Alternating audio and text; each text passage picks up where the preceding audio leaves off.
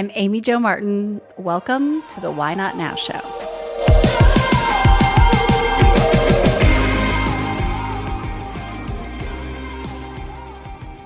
Welcome to the Why Not Now Show. Today and today only, hosted by yours truly, Sam Goodner, with special guest appearing on her own show, Amy Jo Martin. Amy, welcome to the show. Thank you. Oh, how the tables have turned. I'm not even used to sitting in this seat. I'm usually there. So, how does it feel to be a guest on your own show? I'm a little bit nervous about this one, but I feel pretty comfortable. I trust you.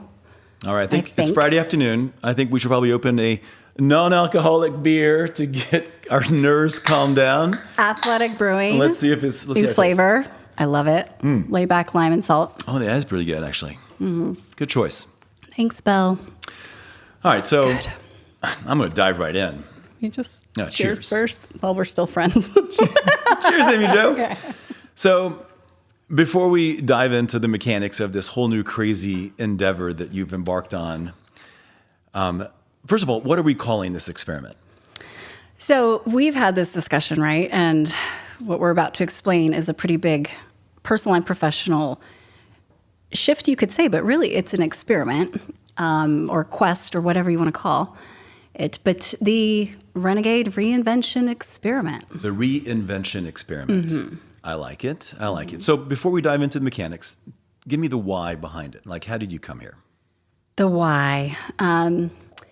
This has been brewing for a few years now, and I think, like everything, things tend to take 3 times as long as you think they're going to, if not longer. But I kind of was set out on a quest a couple years ago to really start simplifying my life and look at my relationship with time and with wealth and reinvent kind of the way I did my schedule and optimized. And I did that and kind of hacked those things. But I think I was really looking for just more. Definitely I had been overprogrammed and done that to myself, but I was looking for more zest, like just that career aliveness that I know I'm capable of. And also at the same time, when COVID happened and then getting back out on the speaking circuit, there was this obvious shift in the eyes of the audiences across every industry, traveling globally. And I'd never seen this level of exhaustion in people's eyes and this burnout and boredom at the same time. And it was just kind of this cry for help, right? And I don't claim to have all the answers. I definitely am able to share and offer value that's been tested and tried, but there's a next level to this now, especially with AI, where I'm ready to take myself into kind of the Petri dish, and I talk about experimenting all the time anyway, and become the scientist in the subject matter versus the guru, and see what I can learn by doing some experimenting, some me search, as I call it. Yeah. Well, we're going to talk a lot more about AI on the show, but you told me you had a moment on a plane that sort of acted as a catalyst for some of this. Like, walk us through this story. Yeah, I think there's, we look at our evolution of identity and career and age, and a lot of people know my story of, out of the gate, the strong drive, and had some pretty big wins and strides, and also some great burnouts and crashes, I'd say, and learned from them. And I think I've been seeking something and haven't known what it was, and thinking maybe it's more time, maybe it's more simplicity, it's not overprogrammed anymore. But what was it? And it's really this desire to be student mode more. Yeah. And learning, and I love to be out ahead of things and be like, I'll be the guinea pig. Let me go first. I might get hurt, but I'm fairly fearless, and so I'll see what I learn. And I'll bring it back and do radical things, not just for the sake of doing it, but for the sake of contribution. And I hadn't felt that in a long time. So I'm on this flight a few weeks ago, and this idea had been brewing, and I just write this super prompt. I think For AI. For AI. Yeah. ChatGPT. I've been using it for a few years now, personally, professionally, so it has a lot of data on me. And I think I emailed you right after I got the response. Because I'm like, hey, gonna do this, like 10 in quick start, let's go. And I just gave it every piece of data I possibly could. personal, professional, financial, business lines, how I'm feeling, all of the things. And I said, take this as well as everything you know about me that I've ever shared. And here are a couple of pathways I could go. I don't even know if those are viable, but what do you think? What do you advise? And don't give me any BS, because I don't want you to tell me what you think I might want to hear. Yeah. And be biased. And what I got back was pretty surprising, to be honest. Wow. So, I mean, you've been an entrepreneur now for 18 years, New York Times bestseller, public speaker, award-winning podcaster. Like, how does all of that play into this moment right now? That's a great question. And I think that was data that it took into context, and it called me out and kind of called my own bullshit and said, hey, this thing that you're calling like career confusion, that's cute. What's really going on is you've been an entrepreneur for 18 years. You've been driving hard. You didn't ever take a maternity leave. You had NICU trauma for 3 months, touch and go, very, very intense. You were divorced a while back and went through that. And just, it's like your body is telling you, you better change the way you're operating and reinvent the way you look at some of these big pillars, because it's voting and it is the boss. Yeah. So let's dive in. Like, define what this experiment is. Like, what are we talking about here? Yeah. So I love metrics and data, and I love mixing it together and getting creative with it. And I have all my career, and I wanted to just, like, what if I started tracking everything? And when I say everything, qualitative, quantitative, really look at the protocol of a true science experiment, right? Have a hypothesis, have your control, have your variables that are fixed and not, and just start iterating and seeing what you can learn. And so we're tracking time, health, wealth, and I'm calling it passion. This bucket includes people, relationships, my own personal passions. So these are your KPIs? These are big pillars. And the KPIs will be, for example, you've seen the spreadsheet. Yeah. But everything from screen time to sleep, pulling in APIs from my Oura Ring, pulling an API from Google and my calendar, iPhone, Apple Watch. Some of those are very literal, and it's like, okay, that's just black and white data. But when we look at it in conjunction with qualitative, how am I feeling? I have a morning ritual that I'll be actually giving AI every single morning what I'm journaling. I always do 10 active gratitude touch points, my meditation. But I can't say that I'm taking it as seriously as I would if I were being accountable and like literally having to report it. And so I'm really curious if I know that someone and people are watching, meaning my personal board of directors. Meaning the world? And AI, and like this is a thing, then I'm probably going to step up to the plate even more. And it's not about being rigid and like just trying to control everything and try to do too much. It's more of, what can I learn? So are you using AI as your research assistant? Research assistant, guide, life coach, analyst, thought partner. It's really a human-machine collaboration. Yeah. Now, some of these KPIs are very quantitative. Your sleep score, how many minutes you spent on your iPhone last week, and others obviously are much more qualitative. Like your joy, your peace, your love. I've seen the list. So, how are you going to measure progress on the more subtle ones, the more qualitative ones? And does that even matter? Like, what are you hoping to accomplish by measuring all this? Yeah, it's a great question. I think it's, I am a case study of one. We have a sample size of one. However, it's looking at, what I'm curious about is how AI and my personal board of directors, which are people like Sam, who have agreed to meet with me once a month and also review the report and the data on a regular basis, how we can see correlations. And in some cases, asking stakeholders in my life, does Amy Jo seem happier? Yeah. And just the honesty, I have no reason to not be completely transparent and honest with what I'm sharing from a journaling and just qualitative standpoint, because I want to get down to the answer. I'm not doing this for a stunt. I'm doing it because I want to kind of figure out what has this roadblock been for that next level of quality of life, and how do I get there? So that's sort of what you're hoping to get out of it. What is your hope for people that are going to be watching in, like your viewers, that you're going to open this up to the world? What are you hoping they get out of it? I'm hoping they can learn and maybe leapfrog some of the mistakes I'm going to find or things that don't work, and take some of the micro lessons.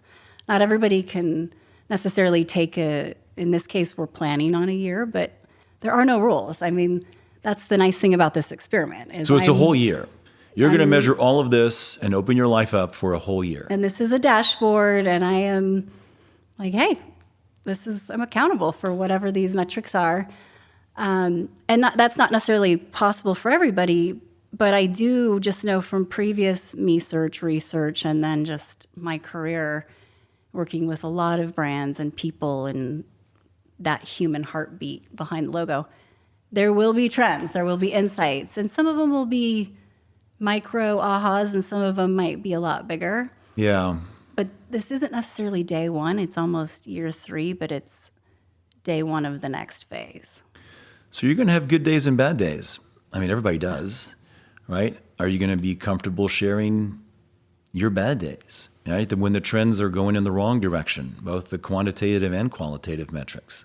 How do you feel about that? Yeah. Yeah. I mean, we're human, and I think that I will be incentivized to control what I can control around the bad days and the good days, meaning think twice before I schedule that 5 a.m. flight or overbook this, or, I'm going to need to be extremely intentional. But part of this is me feeding AI how I'm feeling, and having it also on real time, having data from a quantitative standpoint, and it's saying, this is what I'm noticing. Yeah. All right. So no cheating. You're going to share everything. Yeah. Yeah. So you've been known, throughout your career for humanizing brands. How does that play into this? Well, I think this is next level. Every experiment has a hypothesis or kind of a thesis, and intuitively the hit is, hey, this technology can actually really amplify our quality of life and humanize us even more. Not to do more, not just productivity, but like our true quality of being human and being more human through insights. And that is my hypothesis, and I will see whether or not I feel that's true. So, AI is a little bit of a therapist even. Oh, and it has been for me for a long time, but now it's really, yes, 100%. 100%. And so let's talk more about the mechanics. Like, how much are we going to be able to witness of this journey? Like, is it just, are we going to see just the dashboard, and are you going to share your blog entries? Are we going to see you live? Like walk us through how you envision this working out for the next year. Yeah, and part of this that's uncomfortable for me is that I don't have it all figured out in terms of how this one will unfold, but I know we have a platform. We've got this show, and the tables can turn at any moment. Oh, I like the tables turn. I love this. I don't know about this. And social media, that's not a new thing for me. I've been sharing play-by-play kind of day by day since 2007-ish. So this is pretty comfortable on that front. And then, we've got my email newsletter. Head to amyjomartin.com if you're not hooked up on that front. But I think it's whatever I feel is insightful and valuable, even if this is not the way to do it. Yeah. Or this was surprising, right? There's a reason for this, and I see it among my peer group, among the audiences, people. There's kind of this existential, how can we change up the way even we have a relationship with time, rather than fragmenting and separation, it really has to be integrated, work-life integration. Can we bend time a little bit, expand it, double dip, meaning, we're not trying to just bucket everything and everything's trying to get our attention in 24 hours in a day. So I'm really excited to play with that. Money, same thing. I've been testing that for a few years of just different ways to look at time and money being spent. So you're going to share those metrics too. Money up, money down. Yeah. What's the impact of all of this? Fascinating. Yeah, and why not? I mean, I think that the devil is in the details. I don't want this to feel ethereal, and this is not an eat, pray, love journey, but it is with a lot of data and metrics in a Petri dish, and I'm not going to India. And AI and analyzing your every move. Every move. Yeah. What scares you the most about this experiment? Well, in order to do this, I've committed to pausing a lot of other things.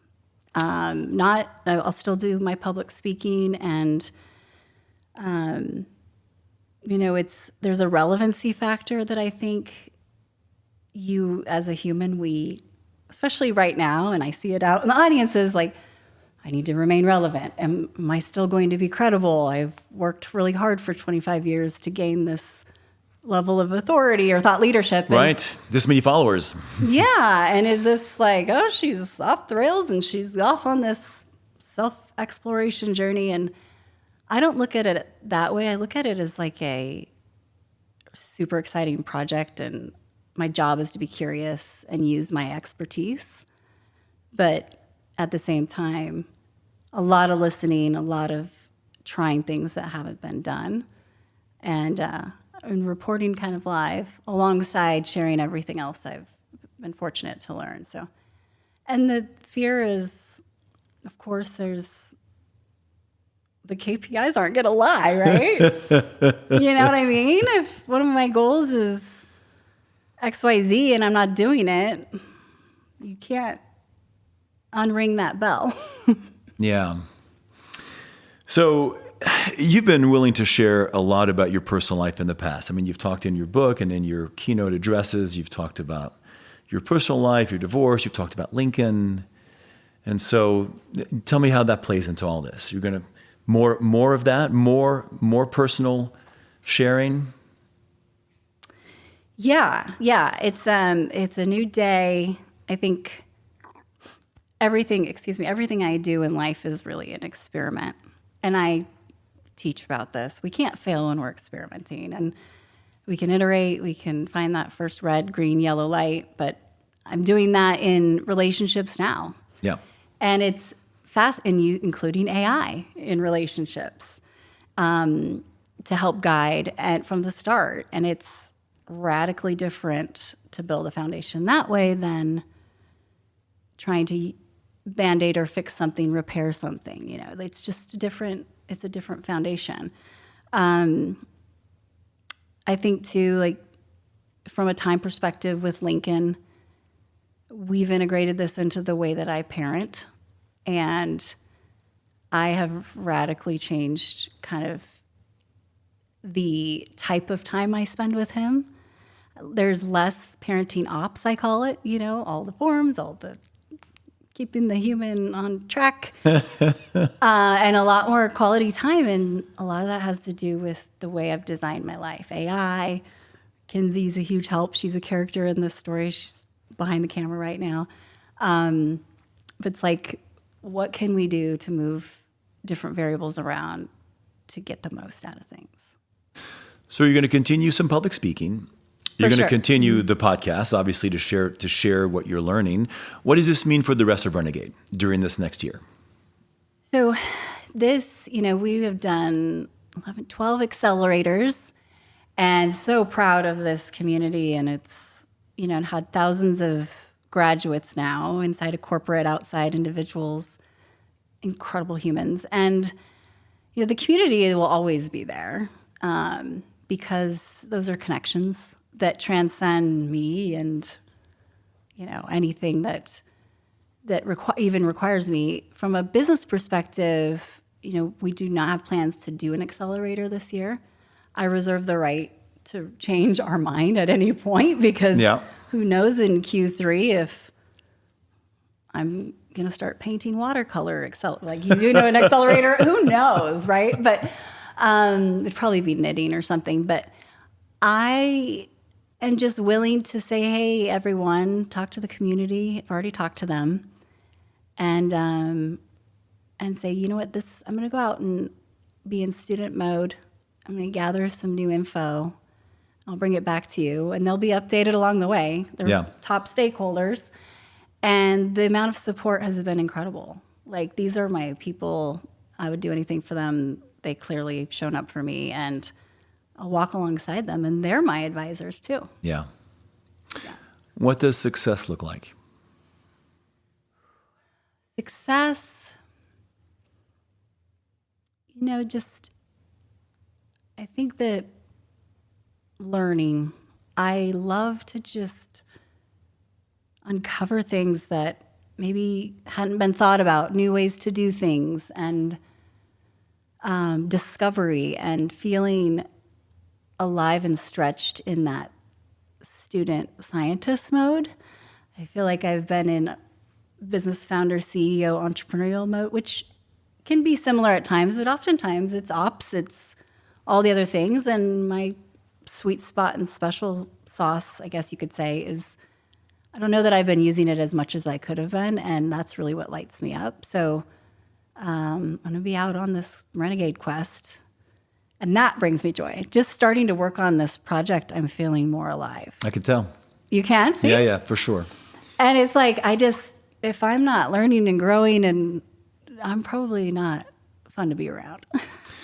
Well, and it's such a unique way to incorporate AI into this whole experiment, which is kind of, again, you're putting it at the center of not only interpreting the data, but giving you, acting as your coach and your therapist in some cases and your advisor and looking for correlations that maybe you don't see. I mean, I think it's going to be fascinating to see, how that evolves. And I think a lot of people that are just beginning to think about using AI in their personal lives are going to be very curious to see sort of what you get out of that. I look forward to sharing, and that's the point, is to help others. I see the need and the desire.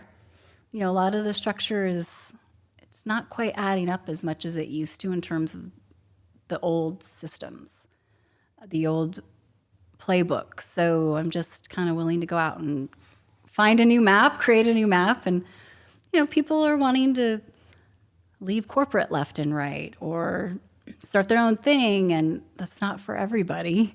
And just because you start your own thing means that you're going to find all these solutions. Or, I think sometimes we misdiagnose what we think will make us happy, and I've done that myself several times. And people are hungry for, I think, feeling really alive. So how can people tune in? Where should they go? How do they tune in? What's next? So right here, watching the show. If you're watching on Spotify or YouTube, Apple Podcasts, all the places, we are there. Also, social media, Instagram, LinkedIn, TikTok, and really, I'll be updating more through email as well. A lot of this AI is going to be analyzing, and I want to make sure that I'm able to put a spotlight on what I'm learning. And sometimes the best form for me is literally writing. So people can read. I write for Fast Company. Hopefully we'll be able to share a little bit insight, especially when I start collecting more data. Yeah. So the normal places. Yeah, so you mentioned you're going to have a dashboard for your KPIs. Can some people find that somewhere? Are you going to publish that, or is that just for you? Yeah, so amyjomartin.com will be where we publish the dashboard. And as we've built out the key core metrics. It's almost like they're sub-KPIs, just figuring out what to measure is one of the challenge and how. And you might change that along the way, right? Exactly. Yeah. Exactly. But the insights and the trends will be what we're looking for, that change over time. Like even my biological age. So each quarter we're checking in on that. It's 29. We all, obviously. 27. Okay. I don't want to be 27 again. I'll feel. Okay. But truly, like, why not? That's one great KPI. Yeah. Of what is, and who knows, how that correlates with everything else. But it'll be interesting. Okay. Any last words for our viewers? No, I hope people are interested in learning, and I'm always curious to hear what everybody's thinking. So please reach out if you have thoughts, questions, encouragement. I've been a fan and student of Tim Ferriss since mid-2000s, and I'd say that has always been the way he's conducted his approach to life has been a frame for me for a long time. And so here we go. Well, I look forward to being on your advisory board for this upcoming year and seeing, how this experiment unfolds. So thanks. Thank you for interviewing me and being willing to put that hat on. You can add that to your amazing resume. If you haven't seen Sam's episode where he's in this chair and I'm in that one, please go back and take a look. This chair's way more fun. I know. Much more in control, aren't you? I know. Just the way I like it. Anyway, thanks for being on your own show. Thanks for having me.